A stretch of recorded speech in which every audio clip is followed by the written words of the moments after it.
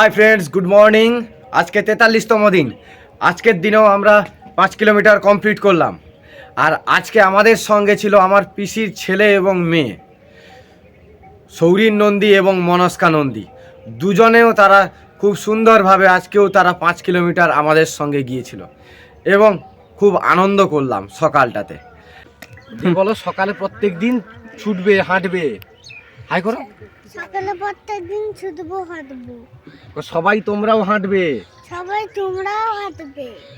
আজ আপনাদের সামনে কথা বলবো প্রোটিনকে গ্রহণ ক্ষমতা অনুযায়ী protein digestive corrected amino acid score নিয়ে, যার শর্ট ফর্ম হলো পিডিকাস বলা হয়। এই পিডিকাস রেটের মাধ্যমে আমাদের শরীরে কতটা প্রোটিন গ্রহণ হয় অ্যামাইনো অ্যাসিড অনুযায়ী তা জানা যায়।